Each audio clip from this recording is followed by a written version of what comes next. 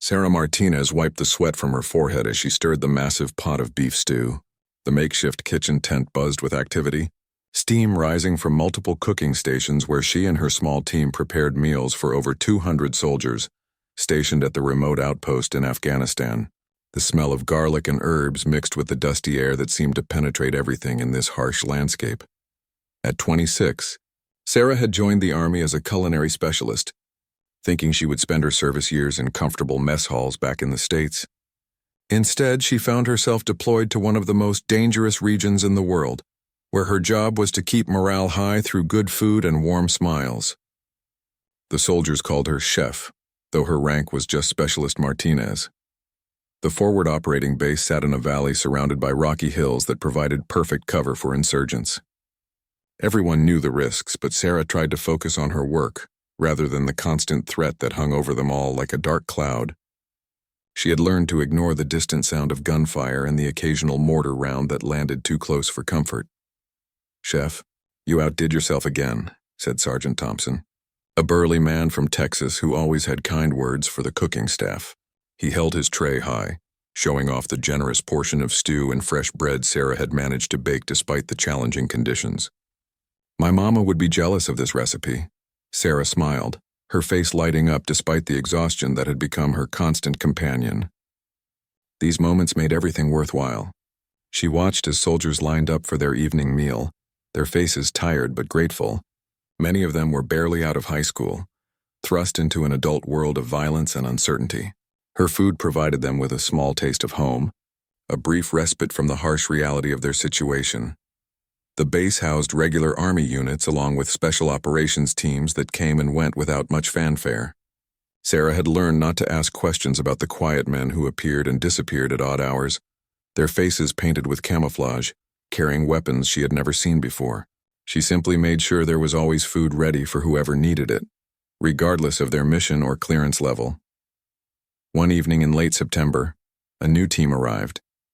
Unlike the usual groups, these men moved with a different kind of precision. Their leader, a tall man with piercing blue eyes, introduced himself simply as Commander Brooks. He thanked Sarah for the meal but said little else. She noticed the way his team interacted, the silent communication between them, and the respect other soldiers showed them. These were Navy SEALs, though nobody said it explicitly. The SEAL team had been at the base for 3 days when Sarah first spoke to one of them beyond the usual meal exchanges.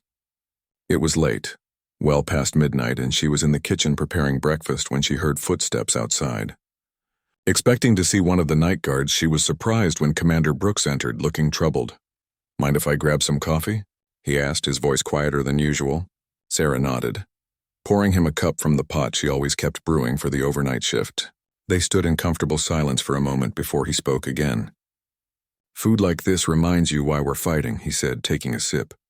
"For normal things, family dinners, Sunday barbecues." Sarah found herself drawn into conversation with this mysterious soldier. He told her about his hometown in Colorado, about mountains and clean air, while she shared stories of her grandmother's kitchen in New Mexico, where she had first learned to cook. For 30 minutes, they were just two people talking about home, forgetting the war that surrounded them. Over the following weeks, Brooks and his team became regular visitors to Sarah's kitchen. They would stop by after their missions, often in the early hours of the morning, looking for hot coffee and quiet conversation. Sarah learned that they called themselves Team 7, and that they had been deployed together for over 2 years. The bonds between them ran deeper than friendship, forged by shared danger and absolute trust. The team consisted of 6 men, each with their own specialty. There was Rodriguez, the medic who always worried about everyone eating enough vegetables.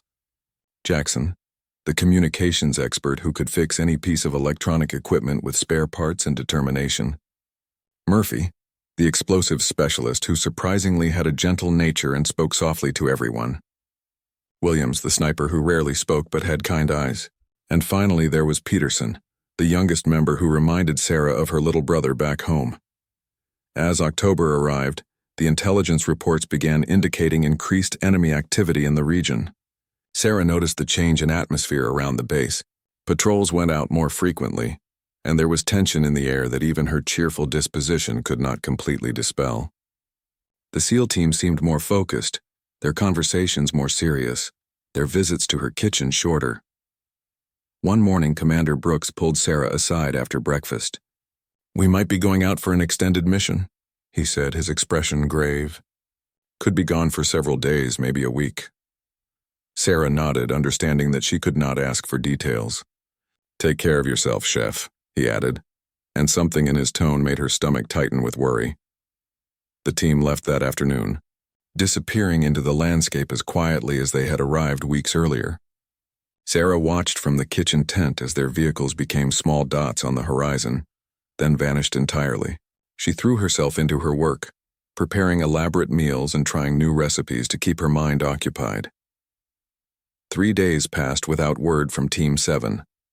On the 4th morning, Sarah was kneading bread dough when she heard helicopters approaching.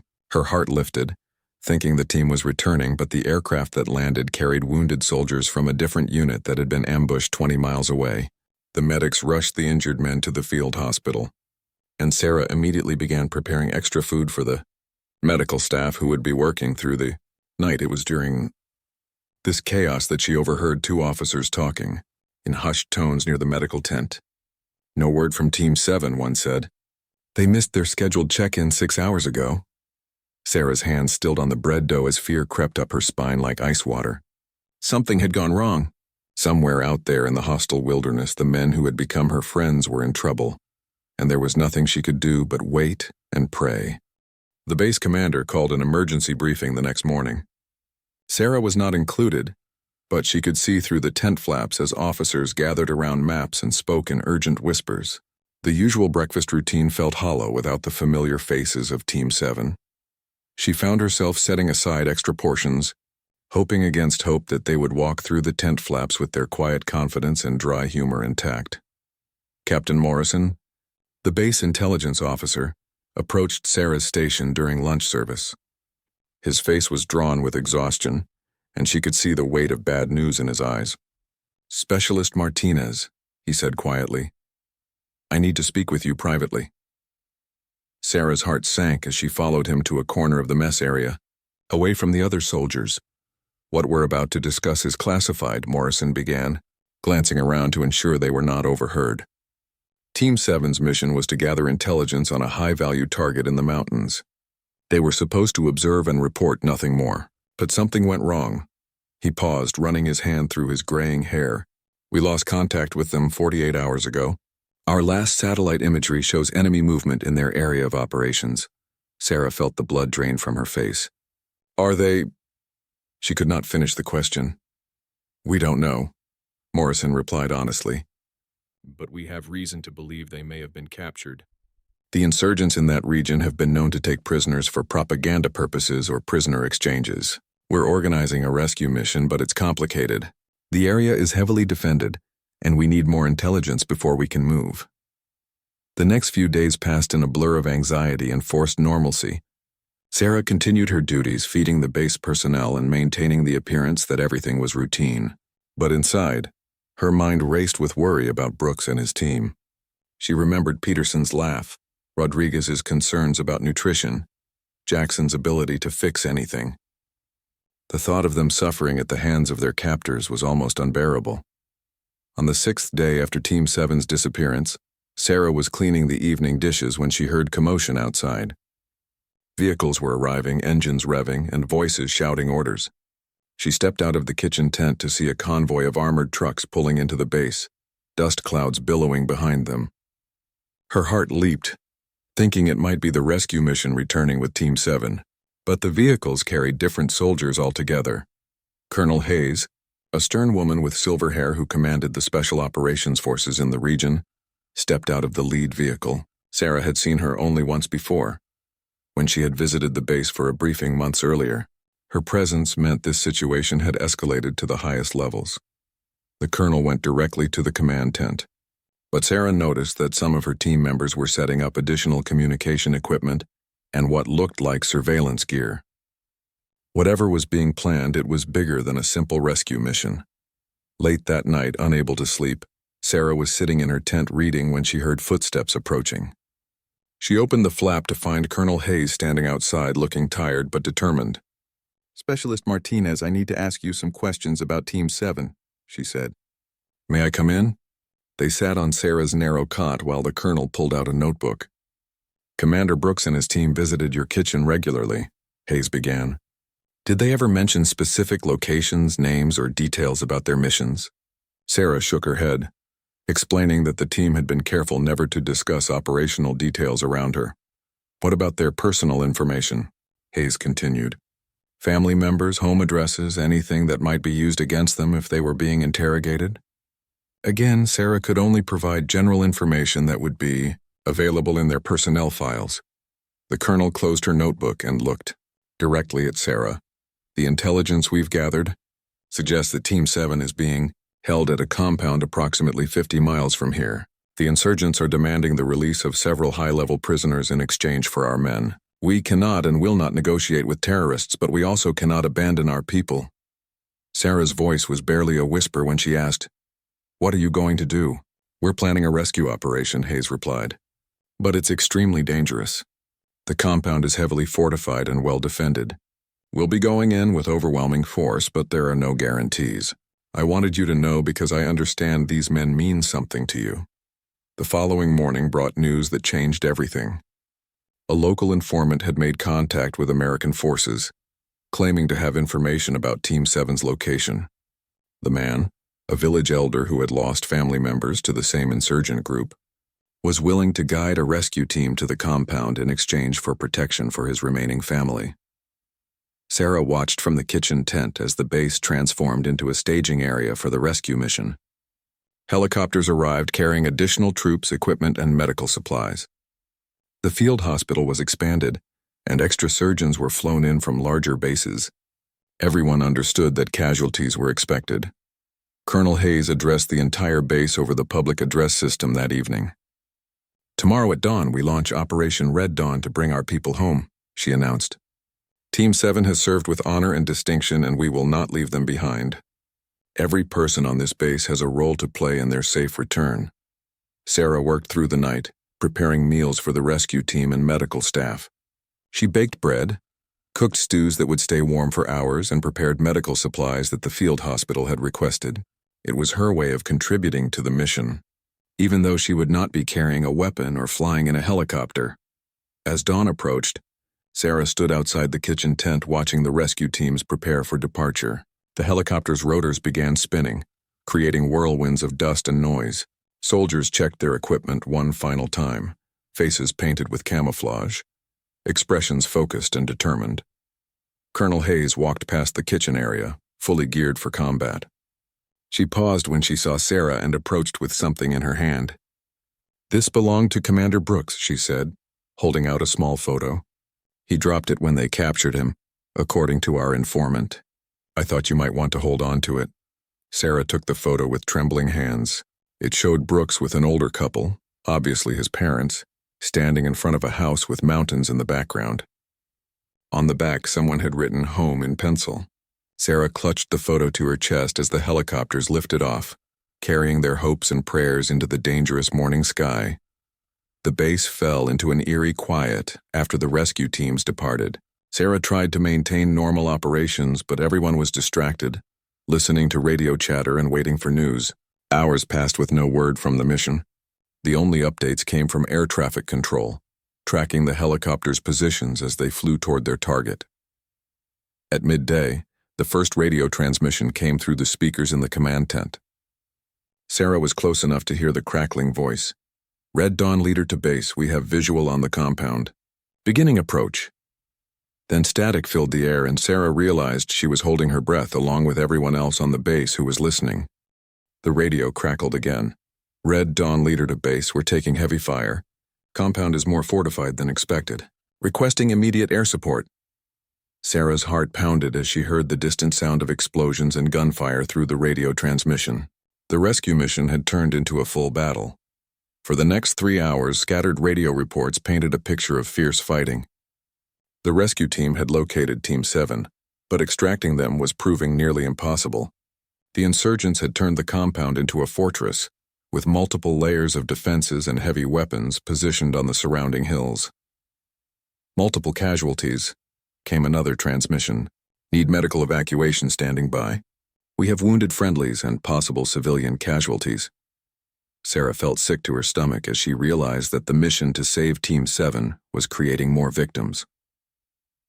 By late afternoon, the situation had deteriorated further. Red Dawn leader to base were pinned down. Enemy reinforcements arriving from the north. We cannot extract the package without significant losses. Package, Sarah knew, meant Team 7. They had found them but could not get them out. Colonel Hayes's voice came through the radio, calm but strained. Red Dawn leader, what is the status of the package? Are they viable? The question hung in the air like a death sentence. Were Team 7 still alive? Package is viable but in critical condition, came the reply. They've been held for 6 days. Medical attention needed urgently. But the compound is too hot. We need a different approach. That evening, as wounded soldiers from the rescue mission arrived back at the base, Sarah worked alongside the medical team, bringing water and food to the field hospital. She saw familiar faces among the injured, soldiers who had eaten at her table just that morning. The cost of trying to save Team 7 was becoming tragically clear. She overheard 2 pilots discussing the situation as they grabbed coffee from her station. Compound's got overlapping fields of fire, one said. Mortars positioned on the high ground. Any helicopter that gets close enough for extraction gets shot down. We lost 2 birds today. The other pilot shook his head grimly. Command's talking about calling in an airstrike. Level the whole place. But if they do that, Team 7 dies with everyone else, the first pilot finished. Sarah felt a cold dread settling in her stomach. The rescue mission had failed, and now it seemed like the only options were to sacrifice more lives in another attempt, or to accept that Team 7 could not be saved. That night, unable to sleep, Sarah walked to the perimeter of the base where guards kept watch on the surrounding hills. The stars were brilliant in the desert sky, and she tried to imagine Brooks and his team somewhere out there in the darkness, wondering if anyone was coming for them. Can't sleep either? Came a voice behind her. Sarah turned to see Captain Morrison approaching, his face drawn with exhaustion and stress. I keep thinking about them, Sarah admitted, wondering what they're going through. Morrison nodded. Intelligence reports suggest they're being held in an underground bunker beneath the main compound building. That's why the airstrike option won't work. The bunker would protect them from the bombs, but they'd be trapped down there forever. What about another rescue mission? Sarah asked. Too risky. We lost 6 soldiers today and 2 helicopters. Command won't authorize another direct assault without a significant change in the tactical situation. Morrison paused, looking out at the hills. There might be another option, though. Something unconventional. He explained that the local informant who had guided the first rescue mission had returned with additional intelligence. The compound had a weakness, a supply route used to bring in food and ammunition. A small team might be able to infiltrate using this route, but it would require someone who could blend in with the local population and speak the language. The problem is timing, Morrison continued. Our intelligence suggests the insurgents are planning to move Team 7 to another location within the next 48 hours. Once they do that, we'll lose them completely. The next morning brought a surprise that changed everything. A group of Afghan National Army soldiers arrived at the base, led by a young lieutenant named Ahmad, who had worked with American forces before. He sought out Colonel Hayes immediately, and Sarah watched from the kitchen tent as they spoke intensively for over an hour. Later, Sarah learned that Lieutenant Ahmad had a plan. His men could pose as local traders and approach the compound through the supply route Morrison had mentioned. They could assess the situation and potentially create a diversion that would allow a small American team to reach the underground bunker where Team 7 was being held. But there was a catch. The plan required an American soldier who could pass for a local civilian, someone who could provide medical assistance to Team 7 once they were found. The bunker report suggested the prisoners were in poor condition and might not survive a rough extraction.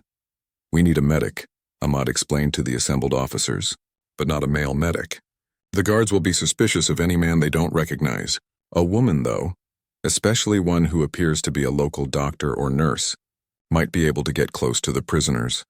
The problem was that none of the female medical personnel at the base could speak the local dialects fluently enough to pass as natives, and none of the female soldiers who spoke the languages had sufficient medical training to help severely injured prisoners.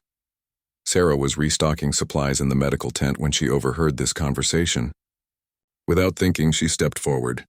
"I might be able to help," she said quietly.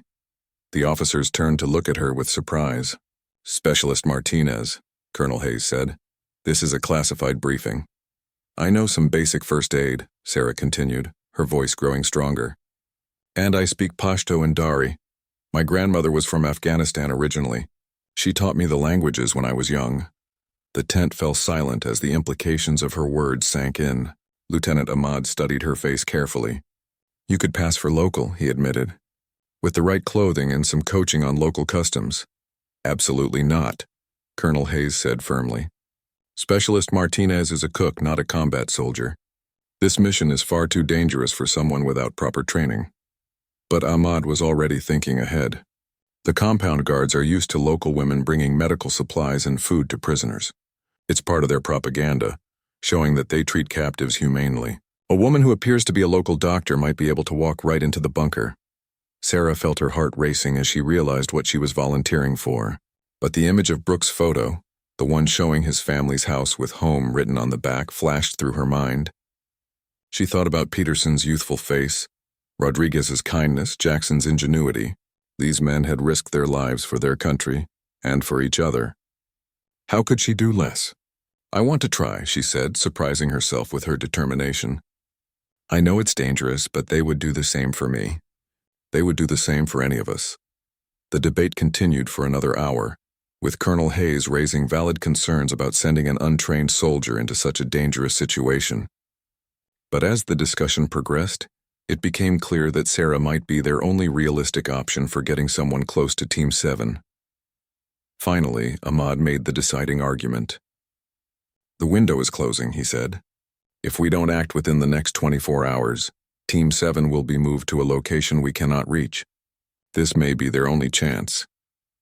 Colonel Hayes looked at Sarah for a long moment, studying her face as if trying to judge her resolve. "If we do this," she said finally, "you'll need intensive training in the next 18 hours. Combat first aid, infiltration techniques, and what to do if the mission goes wrong. Are you prepared for that?" Sarah nodded, though her hands were shaking. "Yes, ma'am. I'm ready." As the meeting broke up and plans began forming rapidly around her, Sarah realized there was no turning back. In less than a day, she would leave behind her kitchen, her familiar routines, and her safety to venture into enemy territory with nothing but basic medical supplies and a desperate hope that she could help bring her friends home. The next 18 hours transformed Sarah's world completely. She found herself in the base's training facility at dawn, where Sergeant First Class Martinez, a former Special Forces medic, began teaching her advanced first aid techniques that could save lives in extreme conditions. "Forget everything you think you know about helping injured people," Martinez told her as he laid out medical supplies on a table. "In a combat situation, you have seconds to make decisions that determine if someone lives or dies. Show me how you would treat a gunshot wound to the chest." Sarah's hands trembled as she practiced with the training mannequin, learning to seal sucking chest wounds, control severe bleeding, and stabilize fractures with improvised materials. The sergeant was patient but demanding, making her repeat each procedure until her muscle memory took over from her conscious thought. "Pain medication," Martinez explained, holding up small vials of morphine. "Use it carefully. Too little and they go into shock from pain. Too much and they stop breathing. If someone is unconscious, assume spinal injury and immobilize their neck before moving them." Meanwhile, Lieutenant Ahmad worked with Sarah on her cover story and local customs. They practiced conversations in Pashto and Dari, with Ahmad correcting her accent and teaching her phrases that would convince the guards she was a local doctor, making a humanitarian visit. "Keep your eyes down when speaking to the men," Ahmad instructed. "Show respect but not fear. You are there to help, which gives you authority even in their culture. If they question your presence, remind them that treating prisoners well serves their propaganda purposes." Sarah also received crash courses in stealth movement from the base's reconnaissance specialists. They taught her how to move silently, how to hide in shadows, and most importantly, how to recognize and avoid ambushes. The training was intense and frightening, but she absorbed every lesson with desperate focus. "If something goes wrong," Sergeant Williams explained during weapons familiarization, "you need to know how to use this." He handed her an AK-47, the same type of rifle used by local forces. "It's simple, reliable, and won't mark you as American if you're seen with it. Safety off. Aim center mass. Squeeze, don't pull the trigger. Sarah had never held a rifle before joining the army, and even then, her training had been basic. Now she found herself learning to field strip and reassemble the weapon in complete darkness, practicing shooting positions and learning to change magazines quickly. As the sun set, Colonel Hayes gathered the mission team for a final briefing. The plan was complex but simple in execution. Lieutenant Ahmad and 3 of his soldiers would approach the compound as traders, bringing supplies and creating a distraction. During the confusion, Sarah would slip away from the group and make her way to the bunker entrance. Intelligence suggests Team 7 is being held in a room approximately 30 feet underground, Hayes explained, pointing to hand-drawn maps created by their informant. There's only one way in and out through a narrow tunnel. Once you're down there, you'll be committed. There's no quick exit. The weight of what she was about to do settled on Sarah like a heavy blanket. She would be alone underground with no backup and no way to call for help if things went wrong. But when she looked at Brooks's photo, which she had tucked into her medical kit, her resolve strengthened. The extraction plan depends on timing, Hayes continued. Ahmad's team will create a large enough distraction to draw guards away from the bunker entrance. You'll have approximately 10 minutes to assess Team 7's condition, provide whatever medical aid you can, and get them mobile for extraction. What if they can't move? Sarah asked, voicing the question everyone was thinking. Then you stay with them until we can get a larger rescue force to your location, Hayes replied quietly. But that could take hours or even days. The compound will be on high alert, and the risks will multiply exponentially. That night, Sarah lay in her cot staring at the ceiling, unable to sleep. Tomorrow she would either help save 6 brave men or die trying. She thought about her family back home, about the letter she had written to them explaining her actions, sealed and left with the base chaplain to be sent only if she did not return. At 0400 hours, Sarah dressed in the local clothing Ahmad had provided, a traditional Afghan dress with a headscarf that would conceal her features, and a medical bag disguised as a shopping bundle. Looking in the mirror, she was startled by how different she appeared. With darker makeup around her eyes and her hair completely hidden, she could indeed pass for a local woman.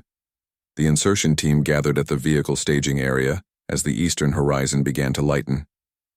Ahmad's soldiers looked relaxed and confident, chatting quietly among themselves in their native language. Sarah noticed they had positioned themselves to shield her from casual observation, already protecting her identity. Remember, Ahmad said quietly as they climbed into the civilian truck that would take them to the compound. You are Dr. Fatima from the village clinic. You've come to check on the prisoner's health because the local council is concerned about disease spreading from poor conditions. Stay calm, speak little, and let your actions do the talking.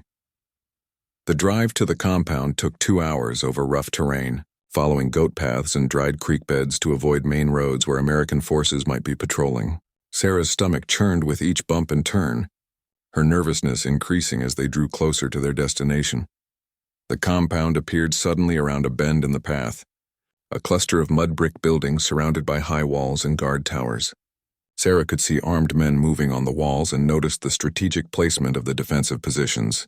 Yesterday's failed rescue attempt had clearly put everyone on high alert. Many guards, one of Ahmad's men observed quietly, more than usual.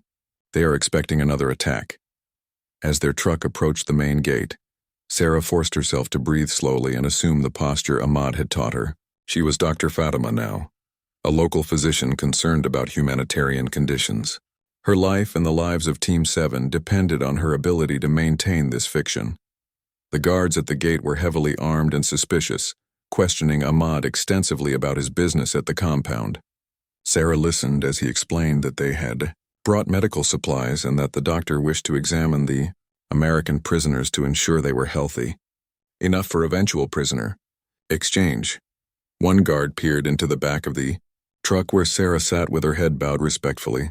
He barked a question in Pashto and Sarah responded in a quiet voice, explaining that she was concerned about disease and wanted to prevent any health problems that might interfere with negotiations. After several tense minutes, the guards waved them through the gate. Sarah's heart pounded as she realized she was now inside the enemy compound, surrounded by men who would kill her without hesitation if they discovered her true identity.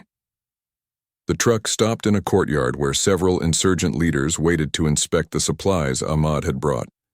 Sarah remained seated, knowing that drawing attention to herself would be dangerous. She used the time to study the compound's layout, identifying the building that intelligence reports suggested contained the entrance to the underground bunker. "Doctor, come," one of the leaders called to her in accented English. "You examine prisoners now. Make sure they live for trade." Sarah gathered her medical bag and followed the man toward a heavy wooden door set into the side of a concrete building. 2 guards flanked the entrance, automatic rifles held casually but ready. As the door opened, Sarah caught her first glimpse of the narrow stone steps that led down into darkness. The leader handed her a small, battery-powered lantern. 10 minutes, he said in broken English. "Prisoners below. You make them strong for trade, yes?" Sarah nodded and began descending the stone steps, her heart hammering so loudly she was sure the guards could hear it. The air grew cooler and mustier as she went deeper underground. Behind her, she heard the heavy door close with a sound like a tomb sealing shut. At the bottom of the steps, a narrow corridor stretched ahead into the darkness. Sarah raised her lantern and saw another door at the far end. She moved forward carefully, her medical training overriding her fear as she prepared to face whatever condition Team 7 might be in after 6 days of captivity. The corridor seemed to stretch forever in the flickering light of Sarah's lantern. The walls were rough stone, probably carved from the natural rock formation beneath the compound. Her footsteps echoed softly in the confined space, and she could smell the dank odor of poor ventilation and human suffering. When she reached the door at the end of the corridor, Sarah paused to steady herself. Through the thick wood, she could hear faint voices speaking in English. Her heart leaped as she recognized Commander Brooks' voice, though it sounded weak and strained. They were alive. Sarah knocked softly on the door and heard movement inside. "Medical assistance," she called quietly in accented English, hoping to sound like a local doctor. The voices inside stopped immediately. The door was secured with a heavy wooden bar that took all of Sarah's strength to lift. As it swung open, the lantern light revealed a small stone chamber, perhaps 10 feet square, with 6 figures huddled against the far wall. The smell of infection and unwashed bodies hit her immediately. "Who are you?" Brooks asked, squinting in the sudden light. His face was bruised and swollen, and Sarah could see dried blood on his clothing. The other team members looked equally battered, with Rodriguez slumped against the wall in obvious pain, and Peterson's left arm hanging at an unnatural angle. "Dr. Fatima," Sarah replied, maintaining her cover even here. "I come to check your health." She moved into the room, her medical training taking over as she assessed the extent of their injuries. Brooks's eyes narrowed as he studied her face in the lantern light. There was something familiar about her voice, her movements. "You're not local," he said quietly, his voice filled with sudden hope and fear. Sarah glanced toward the door, listening for sounds of guards approaching. When she was satisfied they were alone, she leaned close to Brooks and whispered, "Chef sends her regards, Commander." The recognition in his eyes was immediate and overwhelming. "Sarah? What the hell are you doing here?" His voice was barely audible, but she could hear the mix of relief and terror in his words. "Getting you home," she replied simply, already pulling medical supplies from her bag. "How bad are the injuries?" Brooks quickly briefed her on the team's condition. Rodriguez had a bullet wound in his left shoulder that was showing signs of infection. Peterson's arm was definitely broken, and he was running a fever. Murphy had severe bruising on his ribs and was having trouble breathing. Jackson and Williams had multiple cuts and bruises but were mobile. Brooks himself had what felt like cracked ribs and a possible concussion. Sarah worked quickly, her training from Sergeant Martinez taking over. She cleaned and redressed Rodriguez's wound, giving him antibiotics from her limited supply. Peterson's arm required a makeshift splint, which she fashioned from strips of cloth and pieces of wood from the doorframe. "The infection's bad," she told Rodriguez as she worked. "This antibiotic should help, but you need real medical attention soon." She gave him 2 pills and a small bottle of water from her pack. "How did you get here?" Williams asked, his voice hoarse from 6 days of limited water. "And how are you getting us out?" Sarah quickly explained the plan while continuing to treat their injuries. Ahmad's team would create a diversion in approximately 5 minutes, drawing guards away from the bunker entrance. During the confusion, they would have a window of opportunity to escape through the same route Sarah had used to enter. "The problem is getting you all mobile," she said, looking at Rodriguez and Peterson. "Can you walk?" Rodriguez nodded grimly. "I'll make it." Peterson was less certain, his fever making him weak and disoriented, but he insisted he could move with help. "What about weapons?" Jackson asked. "We're going to need to fight our way out." Sarah reached into her bag and pulled out the dismantled AK-47 she had hidden among her medical supplies. Brooke's eyebrows rose as she quickly reassembled the weapon with practiced efficiency. "The cook learned to shoot," she said with a small smile, "among other things." From above, they heard the first sounds of Ahmad's distraction beginning. Raised voices, engines starting, and the sound of men running across the courtyard. Sarah checked her watch, a simple timepiece Ahmad had given her that would not mark her as American. "2 minutes until the diversion peaks," she whispered. "Then we move." Brooks struggled to his feet, testing his ability to move despite his injuries. "What's the extraction plan once we're out of here?" "Ahmad's truck will be waiting at the south wall," Sarah explained. "There's a breach in the wall from yesterday's fighting that we can use. From there, it's a 10-minute drive to the extraction point where our helicopters will be waiting." The sounds from above grew louder. Sarah could hear automatic weapons firing and men shouting orders in multiple languages. Ahmad's team was doing their job, creating enough chaos to draw attention away from the bunker. "Time to go," Sarah said, extinguishing the lantern to preserve their night vision. The chamber plunged into complete darkness. They moved in single file through the narrow corridor with Sarah leading and Brooks bringing up the rear despite his injuries. Rodriguez leaned heavily on Murphy while Jackson supported Peterson's good arm. Williams carried the medical bag, freeing Sarah to handle the rifle.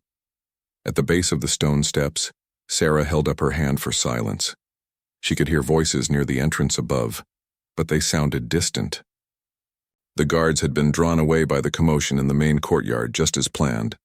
Sarah crept up the steps, her heart pounding with each movement.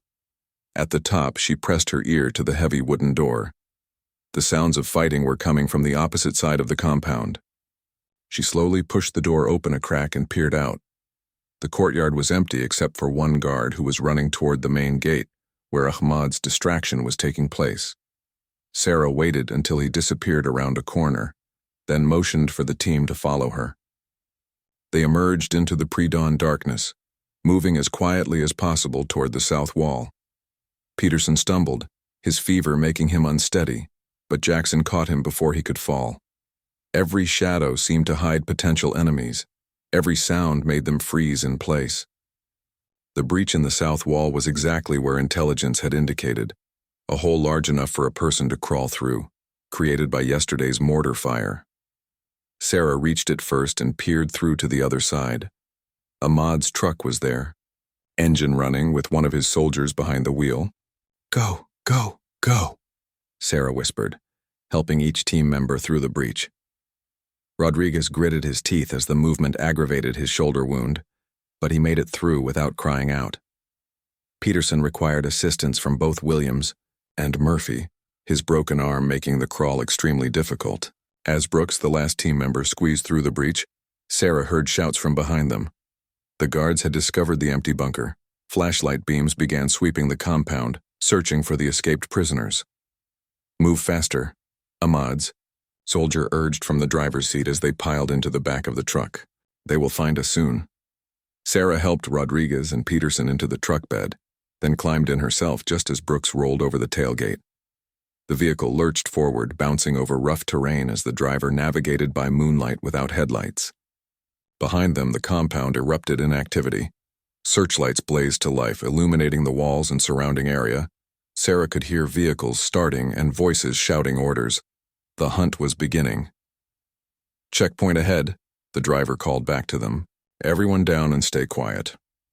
They pressed themselves flat in the truck bed as the vehicle slowed to approach a roadblock that had not been there during their initial infiltration. Sarah's heart sank as she realized the insurgents had set up additional security measures after discovering the escape. 2 guards approached the truck, speaking rapidly in Pashto with Ahmad's soldier. Sarah listened to their conversation, understanding enough to know they were asking about suspicious activity and whether the driver had seen anything unusual. One guard walked to the back of the truck and shined his flashlight over the cargo area. Sarah held her breath as the beam passed just inches from her face. In the darkness, they looked like bundles of supplies covered by a tarp, but any closer inspection would reveal the truth. The guard seemed satisfied and waved them through. The truck resumed its journey toward the extraction point, but Sarah knew they were not safe yet. Radio chatter from the compound would soon alert all enemy forces in the area to be on the lookout for the escaped prisoners. "How much farther?" Brooks asked quietly. 5 minutes to the landing zone," the driver replied. "But they will send helicopters to search. We must hurry." As if summoned by his words, they heard the distant sound of rotors approaching from behind. Sarah raised her head carefully and saw searchlights sweeping the landscape. Enemy aircraft hunting for any sign of movement. "There," Peterson pointed weakly toward the horizon with his good arm. "American birds." 2 black helicopters were approaching, from the opposite direction, flying low and fast without lights. The extraction team was arriving right on schedule, but so were the enemy search aircraft. The race was on. Sarah gripped her rifle tighter as she realized their escape was far from guaranteed. In the next few minutes, they would either reach safety or find themselves in the middle of an aerial battle with nowhere to hide. The truck bounced violently as the driver pushed it to maximum speed across the rocky terrain. Sarah could see the American helicopters growing larger as they approached, but the enemy aircraft were closing in as well. The timing would be critical. "Landing zone, 30 seconds, the driver shouted over the engine noise. Sarah saw the designated extraction point ahead, a flat area between 2 hills that would provide some cover from ground fire. But as their truck approached, enemy helicopters appeared over the ridgeline, searchlights blazing and weapons visible on their weapon mounts.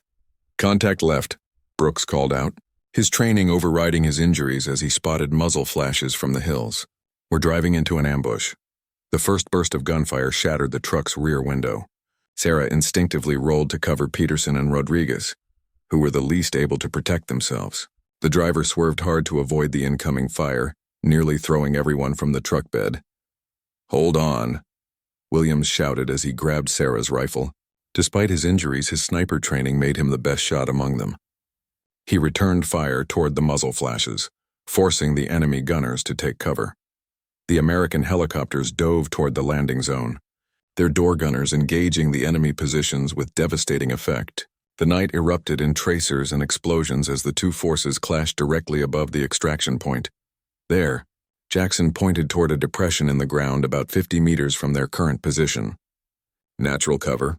We can reach it if we move now."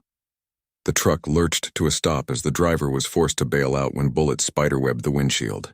Sarah found herself in command of the situation, her weeks of cooking for soldiers having taught her to think quickly under pressure. "Rodriguez, Peterson, stay low and move to that depression," she ordered, surprised by the authority in her own voice. "Murphy, Jackson, give them covering fire. Williams, Brooks will leapfrog and cover the retreat." Sarah had never been in combat before, but her training kicked in as she provided suppressing fire while the wounded team members moved toward cover. The AK-47 bucked in her hands, but her practice sessions with Sergeant Williams had prepared her for the weapon's recoil and behavior. An enemy helicopter swept overhead, its searchlight blinding as it illuminated their position. Sarah heard the distinctive whine of its minigun spinning up and threw herself flat as rounds tore through the ground where she had been standing moments before. "RPG," Murphy yelled, pointing to a figure on the hillside who was shouldering a rocket-propelled grenade launcher. Williams, despite his injuries, made an impossible shot with Sarah's rifle, dropping the RPG gunner before he could fire. The explosion as the rocket detonated prematurely lit up the entire hillside, revealing multiple enemy positions. "Move, move, move," Brooks commanded as one of the American helicopters swept in low, its door gunners suppressing the enemy fire. The helicopter could not land in the hot landing zone, but it provided crucial cover for the team's movement. Sarah helped Rodriguez to his feet, his shoulder wound bleeding heavily despite her earlier treatment. The infection and blood loss were taking their toll, but he forced himself to keep moving. Peterson was in even worse condition, his fever making him delirious and unsteady. "I can't carry both of them," Murphy admitted, his own injuries limiting his strength. "Then we fight our way to the bird," Sarah said. making a decision that surprised everyone, including herself. "Williams, Brooks, can you two make it to the helicopter?" Brooks nodded grimly. "What are you thinking, Chef?" "I'm thinking that cook just became a combat medic," Sarah replied, pulling additional ammunition from the truck. "And combat medics don't leave wounded behind." The American helicopter pilot's voice crackled through a handheld radio Ahmad's soldier had left in the truck. "Extraction team, this is Dustoff 77. Landing zone is too hot for pickup. Can you reach alternate LZ approximately 200 meters north?" Sarah looked toward the alternate landing zone and saw that it meant crossing open ground under fire from multiple enemy positions. Rodriguez and Peterson would never make it in their current condition. "Negative, Dustoff," Brooks replied into the radio. "We have 2 critical wounded who can't move that far. Need suppression of enemy positions on hills 1 and 3. Roger that. Coming around for gun runs. Keep your heads down." The next few minutes were chaos beyond anything Sarah had ever imagined. American helicopters swept back and forth overhead, their weapon systems systematically destroying enemy positions. Return fire lit up the night sky like deadly fireworks, with tracers crossing in every direction. During a brief lull in the firing, Sarah made her decision. "I'm going to create a diversion," she announced. "Draw their fire away from the landing zone so the helicopter can get in." "Absolutely not," Brooks said firmly. "You've done enough. We'll find another way." But Sarah was already moving, using the skills Ahmad had taught her about stealth and concealment. She worked her way around the edge of the firefight, positioning herself where she could engage the largest concentration of enemy fighters. When she opened fire from her new position, the effect was immediate. The enemy forces assumed they were being attacked by a larger American unit and shifted their attention away from the landing zone. It was exactly the opening the helicopter pilot needed. "Dustoff 77 inbound," came the radio call. 30 seconds to touchdown." Sarah continued her one-woman assault on the enemy positions, her rifle growing hot from continuous firing. She had started this deployment as a cook, whose biggest worry was running out of seasoning for the evening meal. Now she was single-handedly providing cover for a helicopter extraction under intense enemy fire. The helicopter touched down in the landing zone with Rodriguez, Peterson, and the rest of Team 7 already moving toward it. Murphy and Jackson had to carry the 2 wounded men, but they were going to make it. "Chef, time to go," Williams called out, waving for her to follow them to the helicopter. Sarah began to move toward the aircraft when she heard the whistling sound every soldier learns to fear. Incoming mortar rounds. The enemy had called in indirect fire on the landing zone, trying to destroy the rescue helicopter before it could take off. The first explosion threw Sarah to the ground, her ears ringing from the concussion. The second round landed closer, showering her with dirt and rocks. She looked toward the helicopter and saw the crew chief waving frantically for her to hurry. Brooks appeared beside her, having left the relative safety of the helicopter to come back for her. "Come on, Chef," he shouted over the noise of battle. Time to go home. Together they ran across the open ground toward the helicopter as mortar rounds exploded around them. Sarah could see the faces of Team 7 inside the aircraft. These men she had fed and worried about for weeks, now depending on her to complete their escape. She dove through the helicopter's door just as the pilot pulled collective and lifted off. Below them, the landing zone erupted in explosions as enemy mortars bracketed their former position. They had made it out with seconds to spare. As the helicopter banked toward home, Sarah found herself sitting between Rodriguez and Peterson, checking their vital signs and adjusting their bandages.